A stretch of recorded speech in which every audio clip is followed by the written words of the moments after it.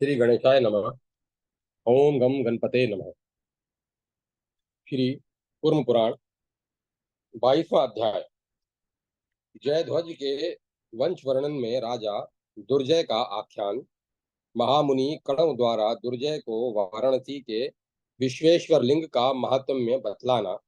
दुर्जय का वाराणसी जाकर पाप मुक्त होना तथा सहस्त्रजीत वंश का वर्णन। सुत जी ने कहा, जयध्वज का एक पुत्र था जो तालजंग नाम से प्रसिद्ध था। उसके 100 पुत्र हुए जो तालजंग ही कहलाते थे। उनमें वितिहोत्र नाम का महान बलवान राजा सबसे बड़ा था। दूसरे वृष इत्यादि नाम वाले यादव पुण्यकर्मा थे। उनमें वृष वंश को बढ़ाने वाला था। उसका मधु नामक पुत्र था। मधु के 100 पुत्र हुए, किंतु उनमें वृषण ही उस मधु का वंशधर हुआ। वितिहोत्र का भी विश्रुत अथवा अनंत नाम वाला एक पुत्र हुआ। उसका पुत्र दुर्जय हुआ, जो सभी शास्त्रों का ज्ञाता था। उसकी भार्या रूपवती तथा सभी गुणों से अलंकृत तथा पतिव्रता थी। वह पति दुर्जय के साथ अपने धर्म का पालन करती थी। किसी समय उस महाभाग्यशाली दुर्जय ने कालिंदी नदी के किनारे बैठी हुई मधुर स्वर में गीत गाती हुई देवी उर्वशी को देखा। तब काम में तब काम के द्वारा विचलित मन वाला वह उसके समीप में गया और कहने लगा, देवी, चीरकाल तक मेरे साथ रमण करो। रूप और लावण्य से संपन्न तथा दूसरे कामदेव के समान उस राजा को देखकर उस देवी ने चीरकाल तक उसके साथ रमण किया। बहुत समय के बाद ज्ञान होने पर राजा ने उस रमणीय उर्वशी से कहा, अब मैं अपनी सुंदरपुरी जाऊंगा। इस पर वह हंसते हुए कहने लगी, राज सुंदर, आपके साथ इतने उपभोग से मुझे प्रसन्नता संतुष्टि नहीं हुई है, अतः पुनः 1 वर्ष तक यहाँ और ठहरें। इस पर बुद्धिमान राजा ने उस उर्वशी से कहा, मैं अपनी पुरी में जाकर पुनः शीघ्र ही यहाँ वापस लौटूंगा, इसलिए मुझे जाने की आज्ञा दो। उस सुभागा ने उससे कहा, राजन, वैसा ही कीजिए, किंतु तब तक आप पुनः किसी अन्य अप्सरा के साथ रमण न करें। अच्छा, ऐसा कहकर वह शीघ्र ही परम शोभन अपनी पुरी को चला गया। पुरी में जाकर अपनी पतिव्रता पत्नी को देखकर वह राजा भयभीत हो गया। उस राजा की पिन पयोधरों वाली उस गुणवती तथा पतिव्रता भार्या ने डरे हुए पति को देखकर प्रसन्न वाणी से कहा, स्वामिन, आज आप डर क्यों रहे हैं? जो भी बात हो मुझे सत्य सत्य बतलाएं। इस प्रकार का भय राजाओं को नहीं, राजाओं के लिए कीर्तिकर नहीं है। उसकी बात सुनकर उस राजा का मन लज्जा से झुक गया। राजा कुछ भी नहीं बोला, किंतु उस रानी ने ज्ञान दृष्टि से सब कुछ जान लिया। वह बोली, स्वामिन, आपको डरना नहीं चाहिए, पाप का प्रायश्चित शोधन करना चाहिए। हे महाराज, आपके भयभीत हो रहने से आपका राष्ट्र नष्ट हो जाएगा। तब वह धुतिमान राजा अपने नगर से बाहर निकलकर पवित्र कणव के आश्रम में गया। वहां महामुनि कणव का दर्शन कर तथा कणों के मुख से प्रायश्चित की कल्याणकारी विधि सुनकर प्रायश्चित के द्वारा आत्मशुद्धि के उद्देश्य से वह महाबलवान राजा दुर्जय हिमालय पर्वत की ओर गया। उस राजेंद्र ने मार्ग में जाते समय आकाश में अपने तेज से प्रकाशित होते हुए गंधर्व श्रेष्ठों में उत्तम एक गंधर्व को देखा, जो दिव्य माला से विभूषित था। माला को देखकर माला को देखकर शत्रुओं का विनाश करने वाले उस राजा को श्रेष्ठ अप्सरा उर्वशी का स्मरण हो आया। उसने मन में विचार किया कि यह माला तो उस उर्वशी के ही योग्य है। तब माला प्राप्त करने को उदत उस अत्यंत कामुक राजा ने उस गंधर्व के साथ महान युद्ध किया। ब्राह्मणों, युद्ध में गंधर्वों को जीत कर और माला लेकर वह दुर्जय उस अप्सरा को देखने के लिए आदर पूर्वक कालिंदी के किनारे गया। वहां अप्सरा न देखकर कामदेव के बाण से अत्यंत पीड़ित वह 7 द्वीपों से युक्त संपूर्ण पृथ्वी पर घूमने लगा। उर्वशी के दर्शन के लिए उत्सुक वह हिमालय के पार्श्व भाग को पार कर उस श्रेष्ठ पर्वत पर पहुंचा जो हेमकुट नाम से विख्यात है। वहां उन उन स्थानों में रहने वाली वे श्रेष्ठ अप्सराएं उस विचित्र माला से विभूषित एवं सिंह के समान क्रम वाले राजा को देखकर अत्यंत काम सक्त हो गई।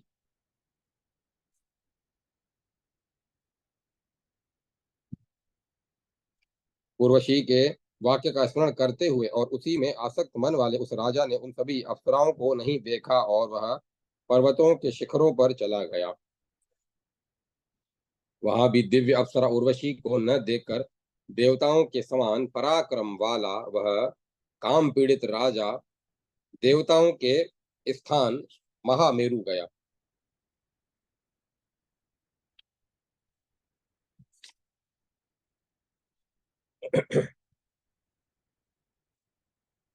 अपने बाहुबल के प्रभाव से गिरी शिखरों को पार करता हुआ वह तीनों लोकों में विख्यात मानस नामक सरोवर में पहुंचा। उसने उसके मानसरोवर के किनारे पर विचरण करती हुई सुंदर अंगों वाली अत्यंत सहस्त्रमयी सुंदरी उर्वशी को देखा और वह माला उसे दे दी। तब उस देवी को माला से विभूषित देखकर वह मोहित हो गया तथा अपने को कृतार्थ समझते हुए उसने चीरकाल तक उसके साथ रमण किया। अनंतर उर्वशी ने श्रेष्ठ राजा से कहा, राजन, आपने पहले पुरी में जाकर क्या किया? व्यर्थ ही आप वहां गए। तब उसने पत्नी द्वारा कही गई वह बात, कणव ऋषि का दर्शन तथा माला का अपहरण सभी कुछ उसे बता दिया। उसके द्वारा कही गई इन बातों को सुनकर हित चाहने वाली उस उर्वशी ने आप चले जाएं ऐसा कहा, अन्यथा आपको कणव शाप दे देंगे और आपकी प्रिया भी मुझे शाप दे देगी। बार बार उसके कहने पर भी काम रूपी मद से मोहित हुए महाराज ने उसका साथ नहीं छोड़ा, उसमें ही मन लगाए रखा। तदंतर इच्छा अनुसार रूप धारण करने वाली उर्वशी राजा को रोमों से युक्त पिंगल वर्ण के नेत्रों वाला अपना उत्कट रूप सदा दिखलाने लगी। उसका वह विभत्स रूप देखकर उसके प्रति विरक्त मन वाले राजा ने कणव मुनि द्वारा कही गई बात का स्मरण कहा, मुझे धिक्कार है, ऐसा निश्चय कर तप करना प्रारंभ किया। राजा ने 12 वर्ष तक कंदमूल और फल का आहार किया और पुनः 12 वर्षों तक केवल वायु का ही भक्षण किया। कणव के आश्रम में जाकर राजा ने डरते डरते अप्सरा के साथ निवास करने और पुनः उत्तम तपस्या करने की सारी बातें उन्हें बता दी। उस श्रेष्ठ राजा को देखकर प्रसन्न हुए भगवान ऋषि कणव ने उसके पाप को समूल नष्ट करने की इच्छा से यह कहा। कणव बोले, राजन, तुम ईश्वर जहाँ विशेष रूप से निवास करते हैं उस दिव्य वाराणसीपुरी में जाओ। संसार को मुक्त करने के लिए महेश्वर देव वहां रहते हैं। गंगा में स्नान कर विधि पूर्वक देवताओं तथा एवं पितरों का तर्पण कर विश्वेश्वर लिंग का दर्शन करने से तुम संपूर्ण पापों से मुक्त हो जाओगे। उसके इसके बाद कणव को सिर से प्रणाम कर और उनकी आज्ञा प्राप्त कर वह दुर्जय वाराणसी में गया और भगवान शंकर का दर्शन कर पाप से मुक्त हो गया। तदंतर वह अपनी सुंदर पुरी में जाकर पृथ्वी का पालन करने लगा। राजन, प्रार्थना प्रार्थना करने पर कणव मुनि ने कृपा करके उसका यज्ञ कराया। उसका बुद्धिमान पुत्र सुप्रतीक इस नाम से विख्यात हुआ। उत्पन्न होते ही उसे लोगों ने राजा मान लिया। ब्राह्मणों, उर्वशी से देवपुत्रों के समान महान वीर्यवान 7 पुत्र हुए। उन्होंने गंधर्वों की कन्याओं को अपनी पत्नी बनाया। आप लोगों से मैंने यह मनुष्यों के पाप को नष्ट करने वाला सहस्त्रजीत का उत्तम वंश भली भांति बतला या। अब क्रोष्टु के वंश को सुने। इस प्रकार 6000 श्लोकों वाली श्री कूर्म पुराण संहिता के पूर्व विभाग में 22वां अध्याय समाप्त हुआ। जय माता सरस्वती। जय मां सरस्वती। 23वां अध्याय वधु यदुवंश वर्णन में क्रोष्टुवंशी राजाओं का वृतांत, राजा नवरत की कथा।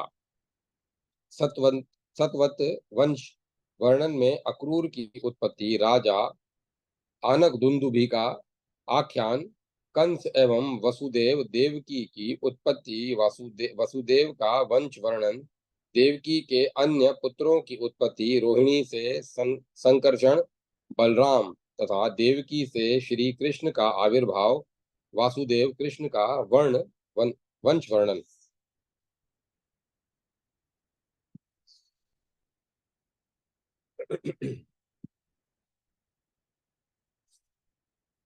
सुत जी ने कहा, क्रोष्टु का एक पुत्र हुआ जो व्रजिनीवान नाम से प्रसिद्ध हुआ। उसका महान पुत्र स्वाति हुआ, और उसका पुत्र उषधगु हुआ। उषधगु का चित्ररथ नाम का बलवान पुत्र हुआ। चित्ररथ का पुत्र लोक में शशबिंदु नाम से विख्यात हुआ। उसका पृथुयशा नाम वाला पुत्र धर्म परायण राजा हुआ। उसका पुत्र पृथुकर्मा और उससे पृथुजय हुआ। उससे पृथु कीर्ति और उससे पृथुदान हुआ। उसका पुत्र पृथुश्रवा और उसका पुत्र था पृथुस्तम। हे श्रेष्ठ ब्राह्मणों, उस पृथुस्तम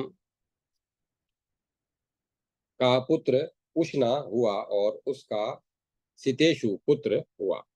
फिर उसका रुकम कवच और उस रुकम कवच का पराव्रत हुआ। पराव्रत ने संसार में विख्यात जयामग नामक पुत्र उत्पन्न किया। उससे विदर्भ उत्पन्न हुआ और विदर्भ से कृतकेशिक और तीसरा रोमपाद नाम का पुत्र हुआ। उस रोमपाद का पुत्र भरभु राजा था। धति उसका पुत्र हुआ और उसका भी संसत नामक पुत्र उत्पन्न हुआ।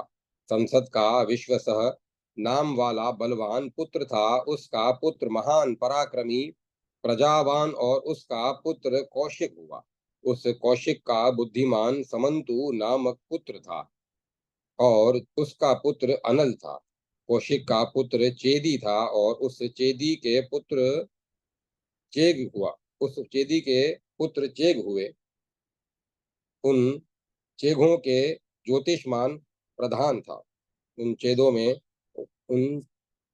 में ज्योतिषमान प्रधान था और वपुषवान उसका पुत्र हुआ। वपुषमान से भ्रन्मेदा और श्रीदेव उसका पुत्र हुआ। ब्राह्मणों, उसका वितरथ नामक पुत्र महान बलशाली और रुद्र का भक्त था। ब्राह्मणों, कृत का पुत्र कुंती और उसका पुत्र वृषणी हुआ। वृषणी से निवृत्ति उत्पन्न हुआ और दर्शहा उसका पुत्र हुआ। दर्शहा का पुत्र अराह था और उसका जीमुत पुत्र हुआ। जीमुत का विकृति नामक बालक बलवान पुत्र शत्रु वीरों का नाशक था। उसका भीमरथ नामक पुत्र हुआ। उससे नवरत हुआ जो नित्य दान धर्म के में परायण था, पूर्ण रूप से शील संपन्न था। श्रेष्ठ मुनियों, उसकी किसी समय आखेट के लिए जाते हुए वह नवरथ एक बलवान राक्षस को देखकर अत्यंत भयभीत होकर भागने लगा। अग्नि के समान प्रज्वलित वह महाबलवान दुर्योधन नामक राक्षस क्रुद्ध होकर अपने विशाल हाथ में शूल लेकर उसके उसके पीछे दौड़ा। भयभीत राजा नवरथ ने समीप में ही देवी सरस्वती से रक्षित एक परम श्रेष्ठ स्थान देखा। वह बुद्धिमान राजा अति शीघ्र ही वहां पहुंचा और साक्षात देवी सरस्वती का दर्शन करके उसने सिर झुकाकर प्रणाम किया। उस शत्रुंजयी ने हाथ जोड़ते हुए अभिष्ट स्तुतियों द्वारा दंडवत गिर पड़ा और कहा, मैं आपकी शरण में आया हूँ। आप अनादि अनंत ब्रह्मचारिणी ईश्वरी महादेवी वाग देवता साक्षात देवी सरस्वती को नमस्कार करता हूँ। जगत की मूल कारण रूपा परम कला स्वरूपा तीन नेत्रों वाली, मस्तक पर चंद्रमा को धारण करने वाली एवं हिरण्यगर्भ की महिषी योगिनी को नमस्कार है। चित्कला रूप परमानंद स्वरूपा ब्रह्म रूपिणी को नमस्कार है। परमेशानी, भयभीत होकर मैं आपकी शरण में आया हूँ, मेरी रक्षा करो। इसी बीच क्रुद्ध वह राक्षस राज राजा को मारने के लिए उसी स्थान पर आ पहुंचा जहां देवी सरस्वती थी। बल से दर्पित वह राक्षस शूल उठाकर तीनों लोकों की जननी के उस सूर्य एवं चंद्रमा के समान प्रकाशित स्थान में प्रवेश करने की चेष्टा करने लगा। इसी बीच किसी प्रलयकालीन सूर्य के समान महान बलशाली ने शूल से उसके वक्ष स्थल को विदीर्ण कर पृथ्वी पर गिरा दिया और कहा, महाराज, आ आप अब निर्भय होकर शीघ्र ही इस स्थान से चले जाएं। यहाँ अब फिर रुके नहीं। राक्षस मारा जा चुका है। ब्राह्मणों, तब प्रसन्न मन वाला वह नवरत उन परा देवी को प्रणाम कर इंद्र की नगरी के समान अपनी नगरी को चला गया। वहां उसने भक्ति युक्त होकर देवेश्वरी सरस्वती की स्थापना की और विविध यज्ञों तथा होमों के द्वारा उन देवी का यजन किया। उसका दशरथ नामक परम धार्मिक पुत्र था। वह महातेजस्वी देवी का भक्त था। उसका पुत्र शकुनी था। उससे करम्ब हुआ, उसका देवरात हुआ। उसने अश्वमेध यज्ञ किया, जिसके फल स्वरूप उसको देवछत्र नामक पुत्र हुआ। उस देवछत्र का पुत्र मधु हुआ। उससे कुरुवक्ष हुआ। उसके सुतरामा तथा अनु नामक दो पुत्र हुए। अनु का पुरुतकुत्स हुआ। तब उसका पुत्र अंशु था तथा उसका पुत्र अंशु था। अंशु का पुत्र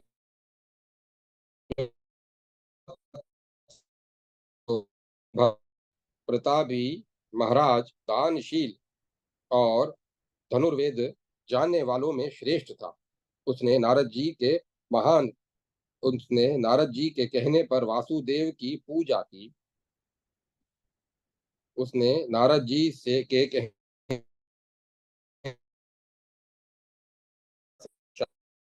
किया, जिसे कुंड गोल को ने सुना।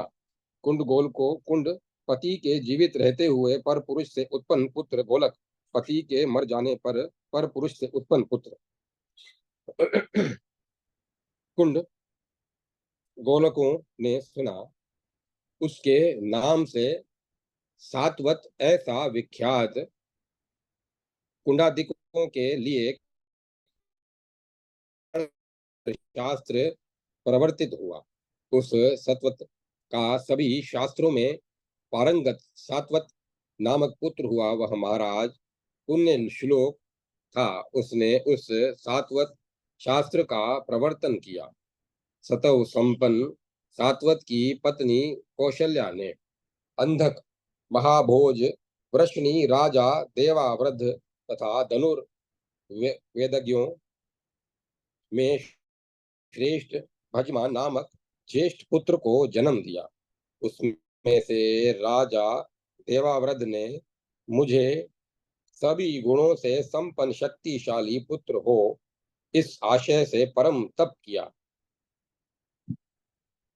उसका पुत्र भृगु नाम से विख्यात पुण्य श्लोक राजा हुआ। वह धर्मात्मा रूप संपन्न तथा सदा तत्व ज्ञान परायण रहता था। भजमान के सृजयी पत्नी से भजमान ही नाम वाले अनेक पुत्र हुए। उनमें से निमि तथा क्रकण क्रकण ये दो प्रधान तथा विख्यात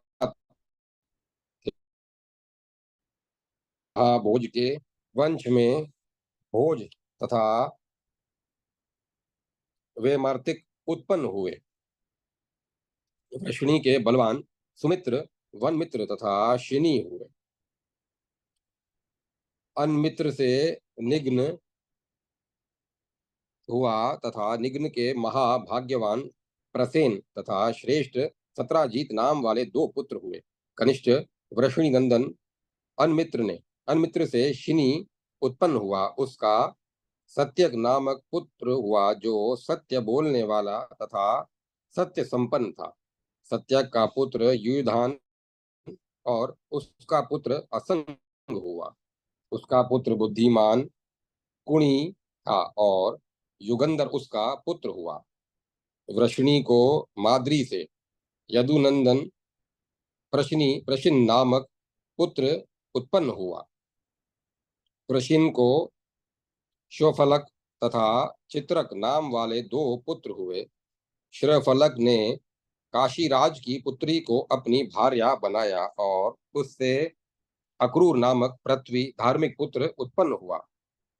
उपमंगु तथा मंगू नाम वाले उनके बहुत से पुत्र हुए। अक्रूर का देव से प्रसिद्ध पुत्र कहा गया है।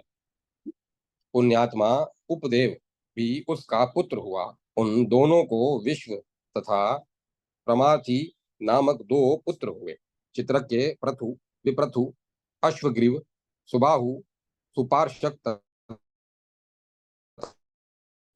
प्रवेशण नामक पुत्र हुए। काश्य की पुत्री ने अंधक से कुकुर भजमान शुचि तथा कंबल बहिर्ष नामक चार पुत्रों को प्राप्त किया। कुकुर का पुत्र वृषणी हुआ और वृषणी का पुत्र कपुत रोमा विपुल हुआ। उसका पुत्र विलोमक हुआ। उस विलोमक का विद्वान नल नामक पुत्र हुआ जो तुम्बरु का मित्र था। अनु भी उसका नाम हुआ। अनु का पुत्र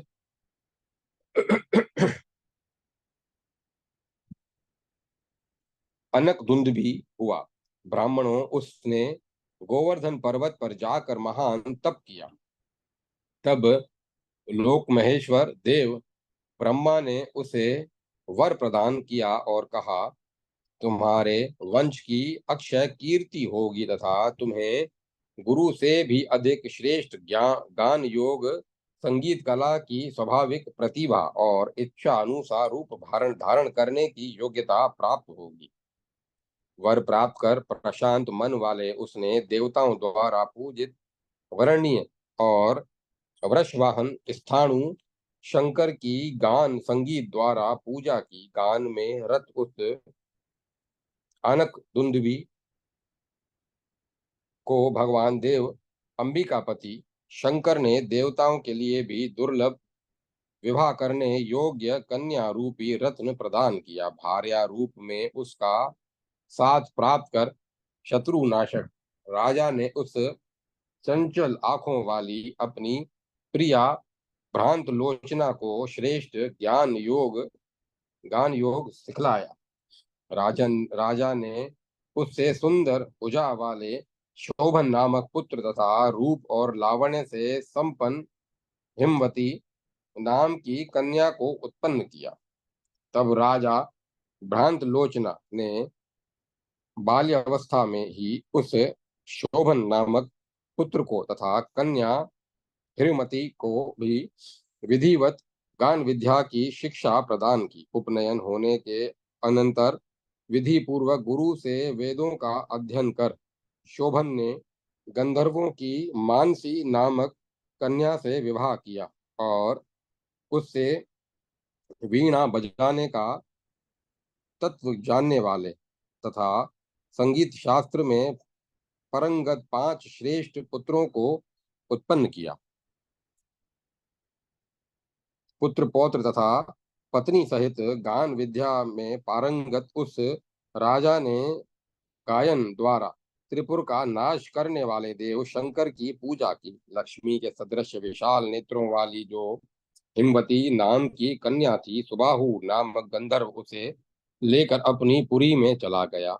अत्यंत तेजस्वी गंधर्व को भी उस हिमवती से सुषेण, वीर, सुग्रीव, सुबोध, नरवाहन नाम के पुत्र हुए। आनक दुंदुभी का अभिजीत नामक एक वीर पुत्र था। अभिजीत का पुनर्वसु और उससे आहुक का जन्म हुआ। द्विजतमो, आहुक से दो पुत्र हुए, उग्रसेन और देवक।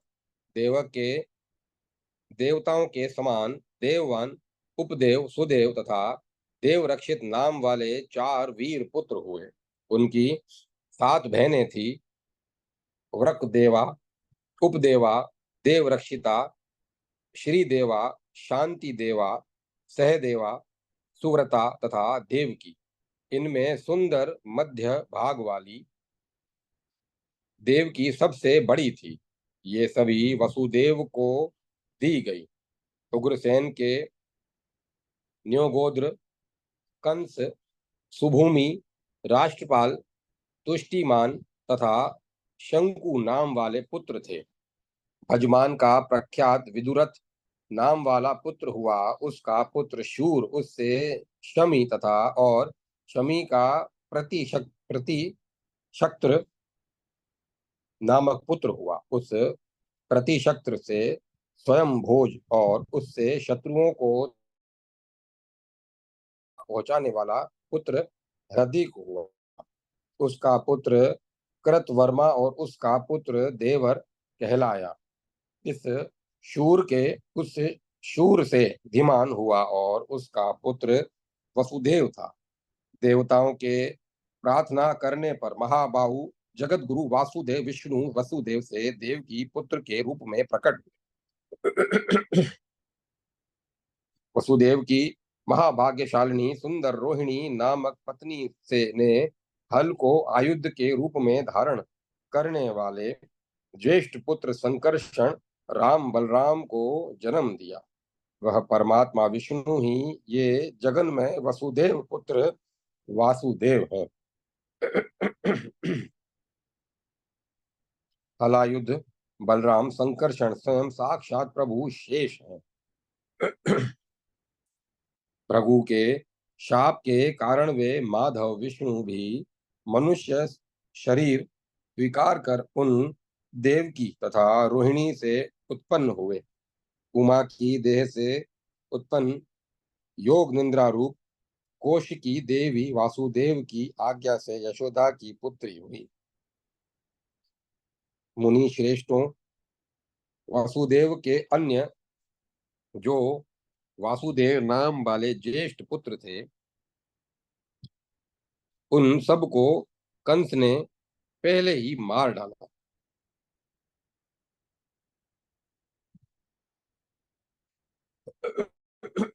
सुषेण, उदाई, भद्रसेन, महाबल, ऋजुदास, भद्रदास और पूर्व में उत्पन्न कीर्तिमान, इन सभी वासुदेव के बड़े भाइयों के मारे जाने पर रोहिणी ने वसुदेव से संसार के स्वामी हलायुद्ध बलभद्र राम बलराम के उत्पन्न होने के पश्चात देवकी ने देवताओं के आदि कारण आत्मरूप श्री वत्स चिन्ह से सुशोभित वक्ष स्थल वाले अच्युत कृष्ण को जन्म दिया। बलराम की सुंदर गुणों से युक्त रेवती नाम की भार्या थी। उन्होंने उनसे निष्ठ तथा उल्मुख नामक दो पुत्रों को उत्पन्न किया।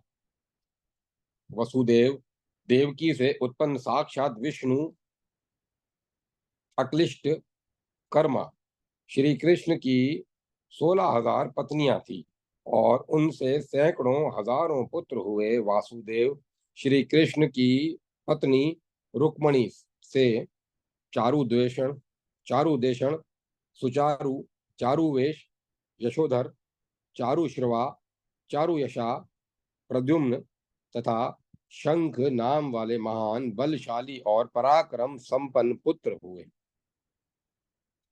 ये पुत्र सभी पुत्रों में विशिष्ट हुए।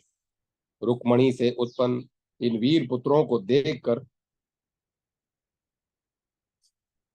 पवित्र मुस्कान वाली पत्नी जामवती ने अपने पति जनार्दन श्री कृष्ण से कहा, पुंडरीकाक्ष दानव सुदन, आप मुझे इंद्र के समान विशिष्ट गुणवानों में श्रेष्ठ पुत्र प्रदान करें। जामवती का कथन सुनकर शत्रुओं का दमन करने वाले तपोनिधि जगन्नाथ स्वयं हरि ने तप करना प्रारंभ किया। मुनि श्रेष्ठों मुनि श्रेष्ठों, उन देव की पुत्र श्री कृष्ण ने जिस प्रकार अत्यंत तीव्र महान तप के द्वारा रुद्र का दर्शन कर पुत्र प्राप्त किया, उस वृतांत को आप लोग सुने। इस प्रकार 6000 श्लोकों वाली श्री कुर्म पुराण संहिता के पूर्व विभाग में 23वां अध्याय समाप्त हुआ। जय माता सरस्वती, जय मां सरस्वती।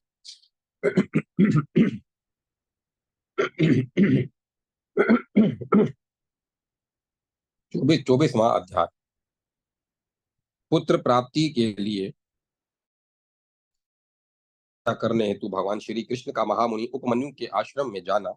महामुनि उपमन्यु द्वारा उन्हें पशुपत योग प्रदान करना। तपस्या में निरत कृष्ण को शिव पार्वती का दर्शन और श्री कृष्ण द्वारा उनकी स्तुति करना। शिव द्वारा पुत्र प्राप्ति का वर देना तथा माता पार्वती द्वारा अनेक वर देना और शिव के साथ श्री कृष्ण का कैलाश गमन।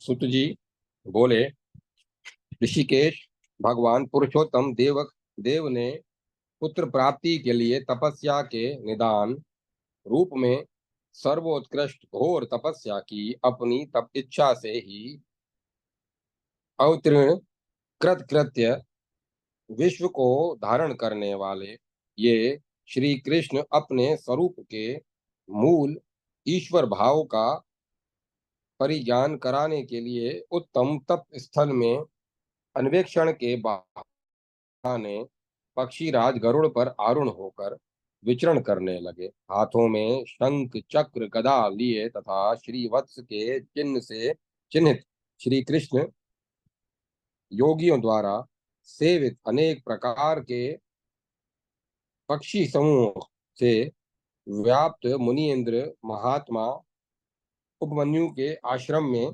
पहुंचे।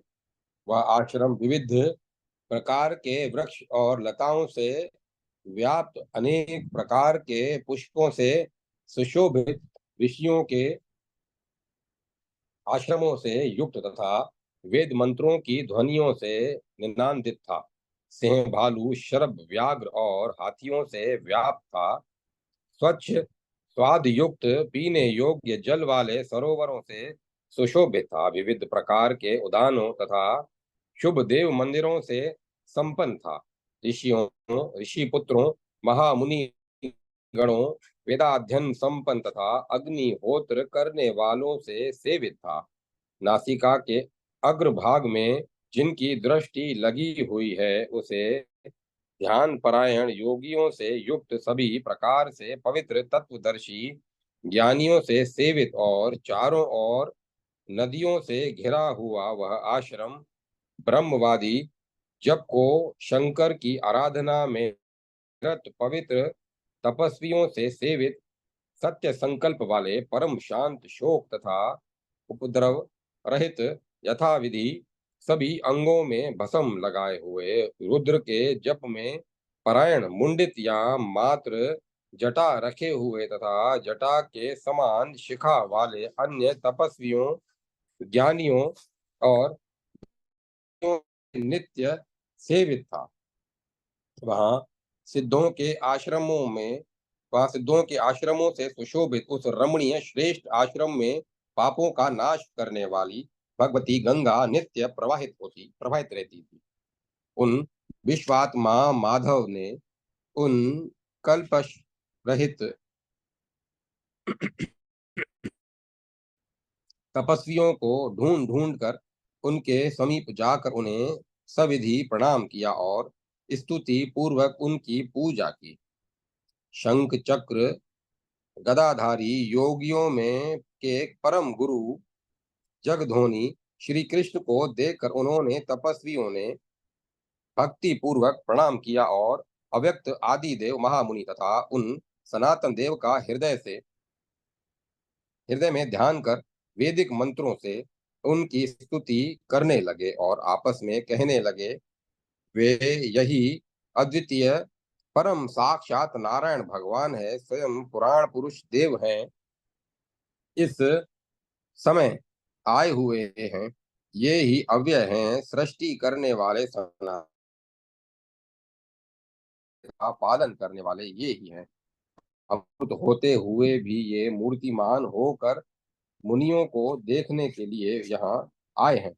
ये धाता विधाता और सर्वव्यापी ही आ रहे हैं। ये अनादि अक्षय अनंत महाभूत और परमेश्वर हैं।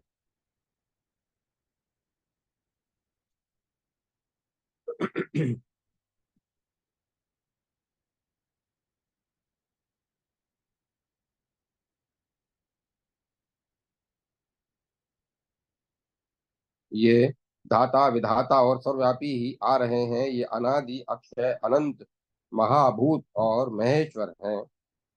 वाणी के अगोचर गोविंद हरि उन तपस्वियों के वचनों को सुनते हुए शीघ्र ही उन महात्मा उपमन्यु के स्थान पर आ गए। उन यदुवंशी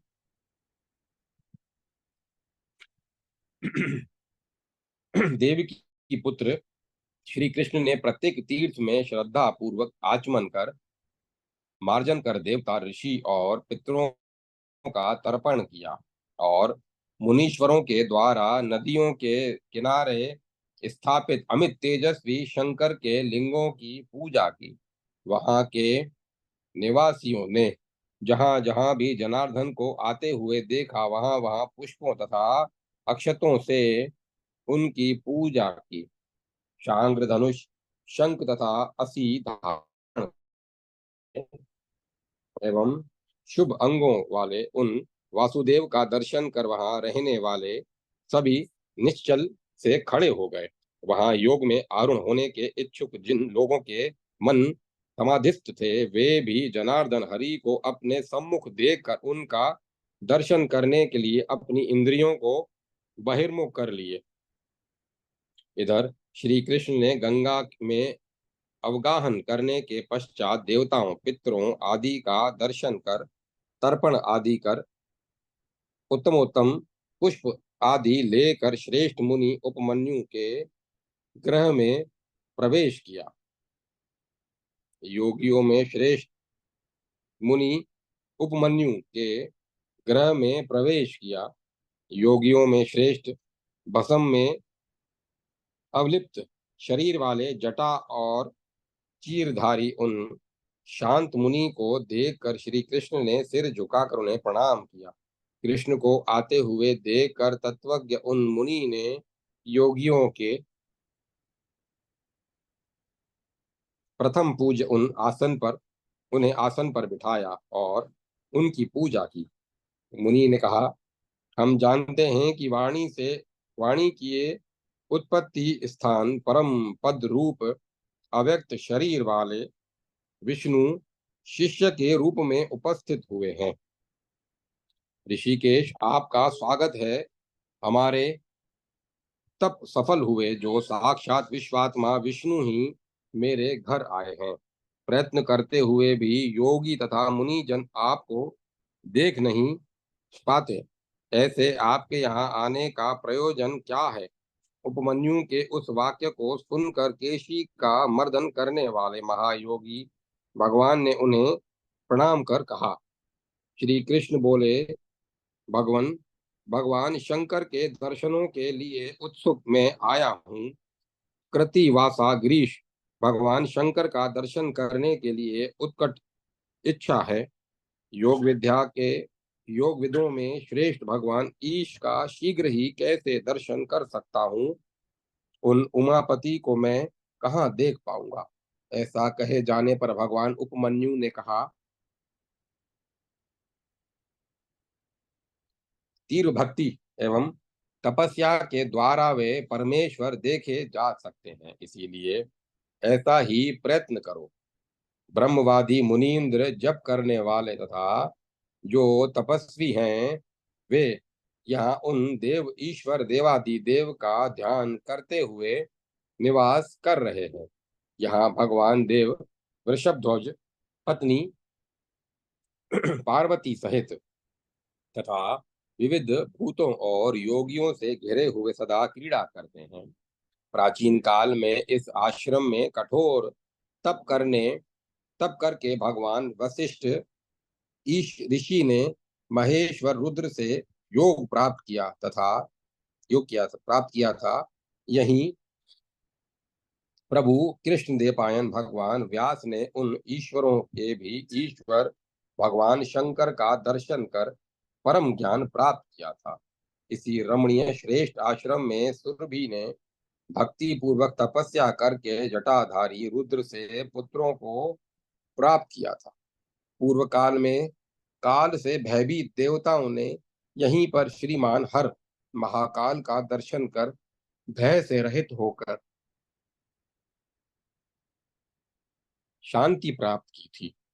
तपस्वियों में श्रेष्ठ द्विज सावर्णिक ने यहीं पर महादेव की आराधना करके परम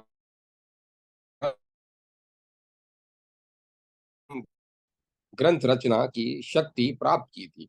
तभी उन्होंने कल्याणकारिणी सुंदर पुण्य प्रदान करने वाली पुराण संहिता का निर्माण कर सत शिष्यों और द्विजातियों में उसका प्रवर्तन किया।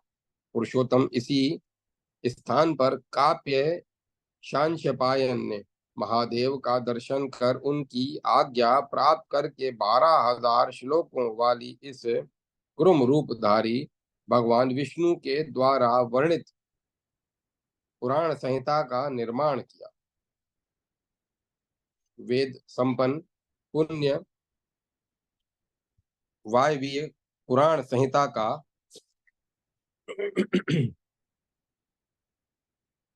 16,000 श्लोकों वाला उत्तर भाग यहीं पर प्रवर्तित हुआ। यहीं पर शांशपायन द्वारा कही गई पुराण संहिता का प्रचार उनके शिष्यों ने किया।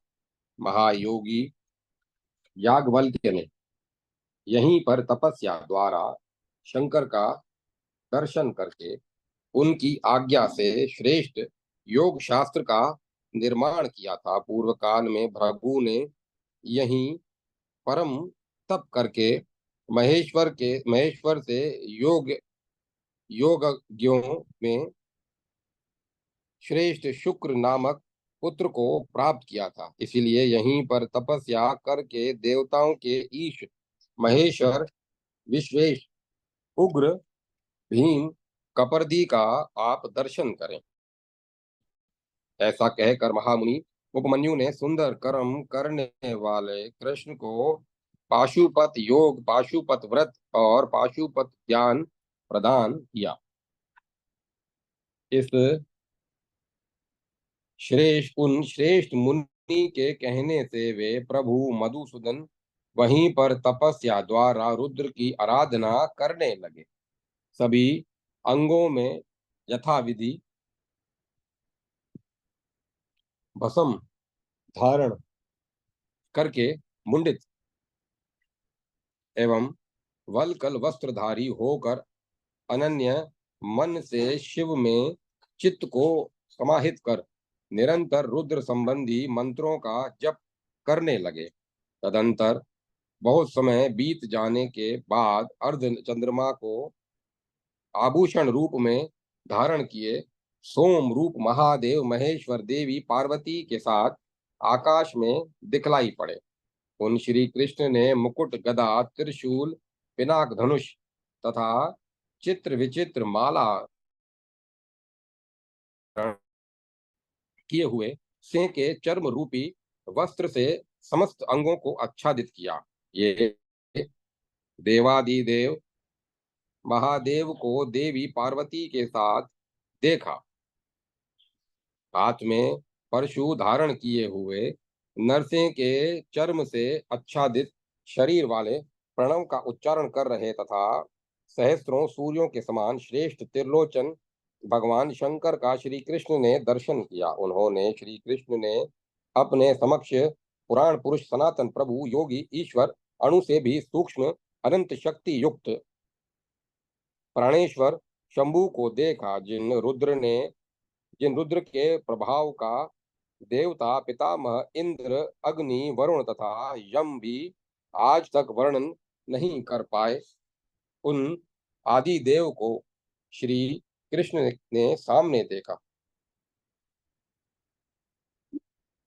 उस समय उन्होंने भगवान शंकर के वाम भाग में शंख, तलवार तथा चक्र धारण किए आत्मरूप अव्यक्त अनंत तथा अनंत रूप वाले आदि देव विष्णु को देखा। वे भी बहुत सी स्तुतियों के द्वारा ईश शंकर की ही स्तुति कर रहे थे। उन भगवान शंकर के दक्षिण भाग में उन्होंने श्री कृष्ण ने हंस पर आसीन अत्यंत प्रभाव वाले देवताओं के स्वामी लोक गुरु पितामह को आकाश में हाथ जोड़े हुए ईश की स्तुति करते देखा। उन्होंने श्री कृष्ण ने तीनों लोकों के स्वामी श्री शंकर के सम्मुख हजारों सूर्यों के समान गणेश्वरों, अमित प्रभाव वाले नंदीश्वर आदि को तथा मयूर सहित अग्नि सदृश कुमार कार्तिकेय को देखा। उनके पीछे की और मरीचि, अत्रि, पुलह, पुलस्त्य, प्रचेता, दक्ष, कणव, पराशर, वशिष्ठ तथा स्वयंभू मनु को भी देखा।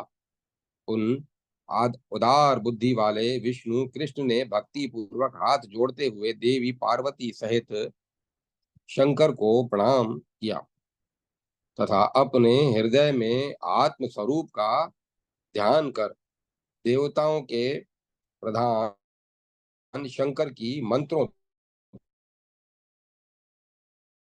थी। श्री कृष्ण बोले, साक्षात शाश्वत शाश्वत सबके मूल कारण आपको नमस्कार है। ऋषि लोग आत्मा का भी अधिपति कहते हैं। संत जन तप, सत्व, रज एवं तमो गुण और सब कुछ आपको ही बतलाते हैं। आप ब्रह्मा, विष्णु, विश्वयोनि, अग्नि संहर्ता और सूर्य मंडल में निवास करने वाले हैं। प्राण हुत्वह अग्नि तथा इंद्रादि विविध देव आप ही हैं। मैं अद्वितीय देव ईश की शरण में आया हूँ। सांख्य शास्त्र वाले आपको एक रूप और गुणातीत कहते हैं। योगी जन हृदय में रहने वाले आपकी सतत उपासना करते हैं। वेद आदि रुद्र, अग्नि नाम से कहते हैं। मैं आप ईश देव की शरण में आया हूँ। मनुष्य आपके चरण में मात्र एक पुष्प अथवा एक बिल्व ही चढ़ाकर संसार बंधन से विमुक्त हो जाता है। सिद्धों तथा योगियों द्वारा सेवित आपके चरण कमलों का स्मरण कर आपकी कृपा से मनुष्य सभी पापों को विनिष्ट कर डालता है। तत्वज्ञ लोग जिन्हें सभी प्रकार के विभाग से रहित निर्मल अंतर हृदय में अवस्थित ज्योति अनंत अद्वितीय अचल सत्य पर सर्वव्यापी तथा आदि मध्य और अंत से रहित स्थान पर कहते हैं। और यह संसार जिनसे उत्पन्न हुआ है, ऐसे आप सत्य विभव सनातन विश्वेश्वर शिव की शरण में मैं आया हूँ। प्रणव रूप नीलकंठ त्रिलोचन और शक्ति रूप आपको नमस्कार है। आप महादेव तथा नित्य ईशान को बार बार नमस्कार है। पिनाक महादेव धनुष धारण करने वाले आपको पिनाक नामक धनुष धारण करने वाले आपको नमस्कार है। मुंड और दंड धारण करने वाले आपको नमस्कार है। हाथ में वज्र धारण करने वाले दिशा रूपी वस्त्र वाले कपर्दी जटाधारी आपको नमस्कार है। भयंकर नाद करने वाले तथा दाढ़ वाले काल स्वरूप आपको नमस्कार है। नागों को यज्ञोपवीत के रूप में धारण करने वाले और अग्नि स्वरूप वीर्य वाले आपको नमस्कार है। गिरीश आपको नमस्कार है। स्वाहाकार आपको नमस्कार है। अन्न अट्टहास करने वाले आपको नमस्कार है और भीम रूप आपको बार बार नमस्कार है। कामदेव का विनाश करने वाले आपको नमस्कार है। काल का मंथन करने वाले आपको नमस्कार है। भयानक वेश धारण करने वाले आपको नमस्कार है और निशंग तरकसधारी हर को नमस्कार है। तीन आंखों वाले आपको नमस्कार है। गज चर्म धारण करने वाले आपको नमस्कार है। अंबिका के स्वामी को नमस्कार है और पशुपति को नमस्कार है। आकाश रूप पाप को और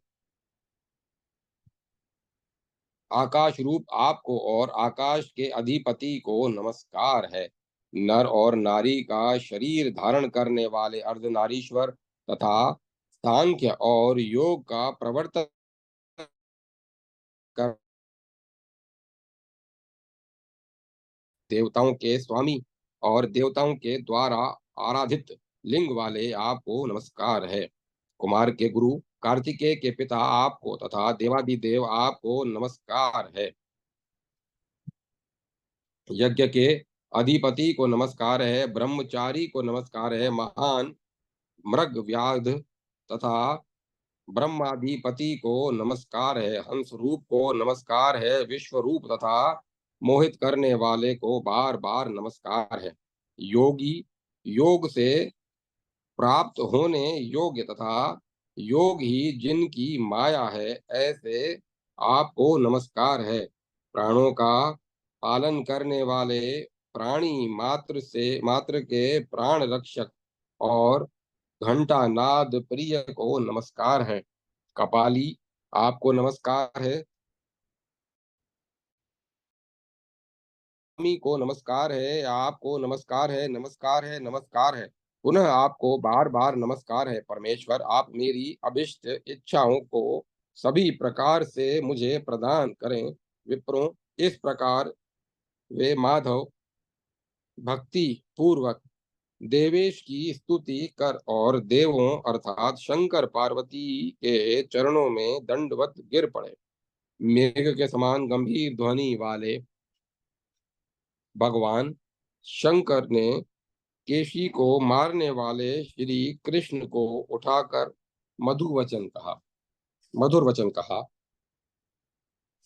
पुंडरीकाक्ष अव्यय आपने तप क्यों किया है? क्योंकि आप ही कामना करने वालों की सभी कामनाओं को पूर्ण करने वाले हैं। आप ही मेरी नारायण नाम वाली परम मूर्ति है। पुरुषोत्तम तात आपके लिए कुछ भी अप्राप्य नहीं है। केशव अपने योग द्वारा आप अपने को नारायण अनंत परमेश्वर महादेव और महायोगी जाने। उनका यह वचन सुनकर हंसते हुए श्री कृष्ण ने विश्वेश्वर तथा हिमालय पुत्री देवी पार्वती की ओर देखकर वृषभध्वज शंकर से कहा, प्रभु आपको